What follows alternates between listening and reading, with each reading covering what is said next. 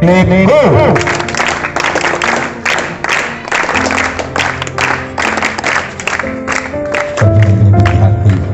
अब अवलोकन के लिए हमारे बीच जो अतिथि हुए हैं वे आपके समक्ष आएंगे। कृपया उनका खड़े होकर के स्वागत करें और अपना परिचय दें।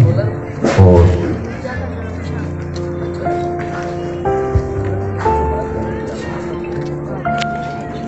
पीछे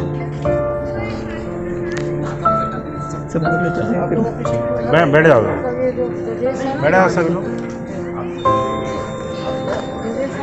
बैठो।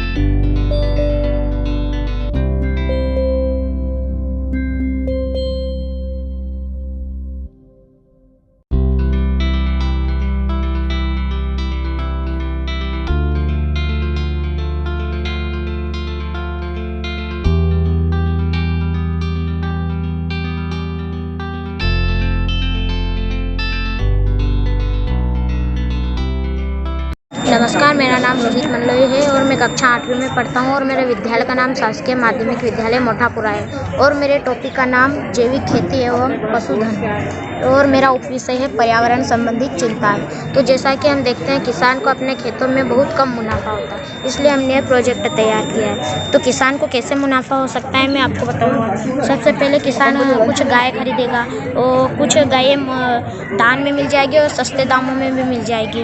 और फिर गायों का जो गोबर होता है, गोबर गैस टंकी जो हमारे घरों में रहती है उसका दाम जो 1000-1500 के करीबन है, तो उसकी बचत होगी।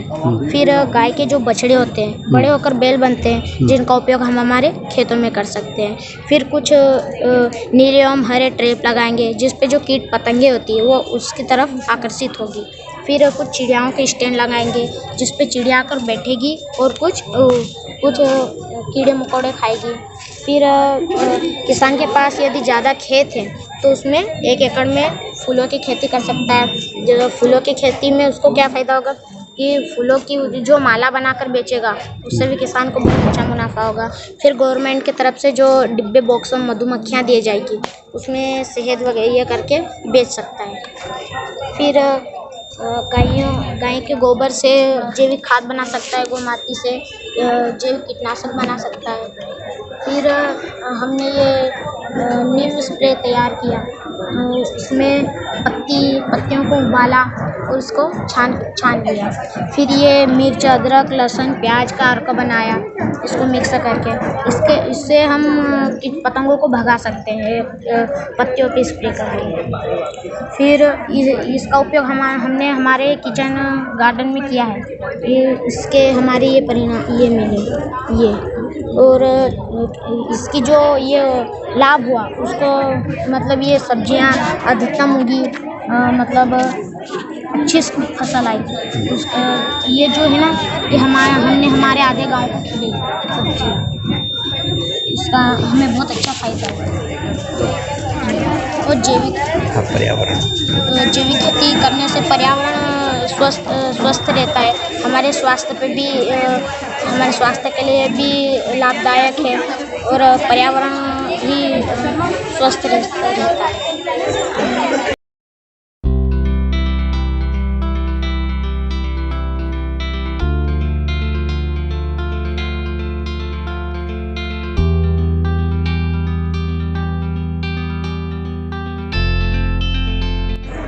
मेरा नाम भावना रमेश विंजना है। मैं कक्षा 11वीं की छात्रा हूँ और मेरी शाला का नाम है शासकीय कन्या उच्चतर माध्यमिक विद्यालय सेगांव। ये मैंने जो मॉडल बनाया है ये ध्वनि प्रदूषण के ऊपर है। जो ध्वनि प्रदूषण अभी आजकल बहुत फैल रहा है, इस कारण बहुत ही नुकसान होता है, बहुत सारी बीमारियाँ इसके कारण होती है। हार्ट अटैक, कान में से खून निकलना, पर्दे फटना, कम सुनाई देने की परेशानियाँ इसे होती है। तो उसको रोकने के लिए तो ये हमने जो बनाया है ये शीटें मार्केट में आसानी से मिल जाती है। ये शीटें जो लाइटिंग लेके चलते हैं वो अपने साथ इसको लेके चल सकते हैं और ये इसे मल्टी कलर में भी मिल जाती है तो डेकोरेशन भी हो जाता है इससे। तो इससे ज़्यादा मतलब ये थोड़ी ठीक भी दिखेगी वहाँ पे। और ये जो ध्वनि का फैलाव होता है उसको रोकता है, काफ़ी हद तक इसको रोक सकता है ये। और जो डीजे लगाते हैं वो यहाँ पे पीछे गाड़ियों के पीछे किनारों पे लगाते हैं, तो उनको पीछे ना लगाते हो थोड़ा अंदर की साइड लगाते हैं, जिससे जैसे ये रास्तों पे जाते हैं सड़कों पे तो वहाँ पे ट्रैफिक जाम होता है और उससे एक्सीडेंट भी हो सकते हैं। तो इसके कारण से यहाँ न लगाते हुए इसको थोड़ा अंदर लगाएंगे। और जो लाइटिंग लगाते हैं इससे पशु पक्षियों को बहुत नुकसान होता है, रात में उड़ते हैं तो उनकी आँखों पे उसकी रोशनी जाती है। तो लाइटिंग थोड़ी यहाँ लगाएं और इसके ऊपर ये शीट को थोड़ी आगे लगाएं। तो ये लाइटिंग है तो यहीं तक ही जाएगी, ज़्यादा फैलाव नहीं होगा इसका ऊपर तक। और जैसे हम ये साउंड को फील करके देख सकते हैं।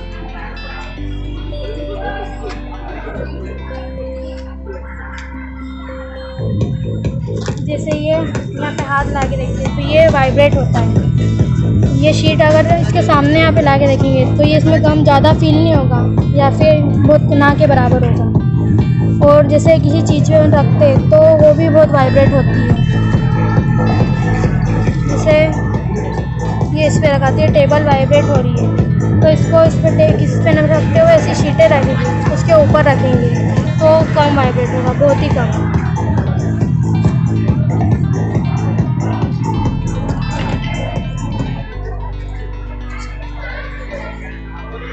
बढ़िया।